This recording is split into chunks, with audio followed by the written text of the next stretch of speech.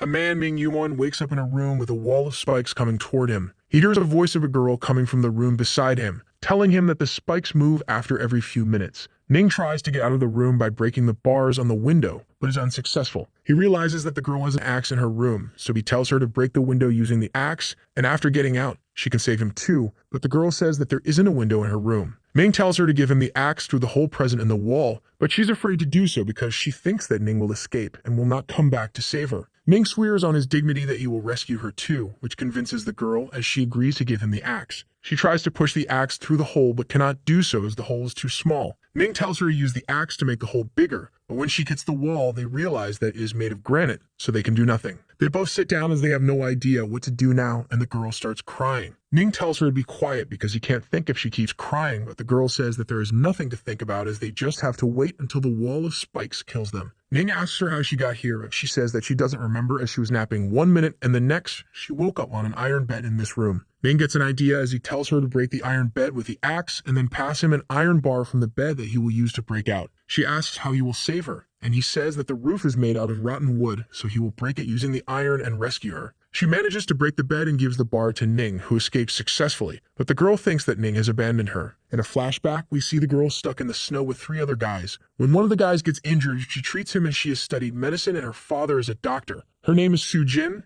and as she treats the injured man, the other 2 pull her to the side and say that they should leave the injured man here as they can't escape with him, being a burden on them. The man hears everything and starts shouting at the 2 of them, but Sujin tells him to calm down as the other 2 are just over their heads, but they say that their decision is final as they give him his half of the food and leave. The man thanks Sujin for staying with him and curses out the other 2. But Sujin says that they made the right decision as she is the only one who can treat him. It's better that the other 2 are now looking for rescue teams because they would have been useless if they were to stay here. She also reveals that her father used to say that if you can survive, everything is forgiven. The man, seeing her kindness, tries to kiss her, but she leaves saying that she should try to find some food and herbs. The man asks her to be his girlfriend if they can survive, but she rejects him, saying that she prefers intelligent boys over athletes. After a while, as she comes back after collecting food, she sees that the man has abandoned her with a message saying that in case of survival, everything is forgotten. In the present, she curses out all men when Ning breaks through the window and saves her. After getting out, they realize they are on a lighthouse and start going down the ladder.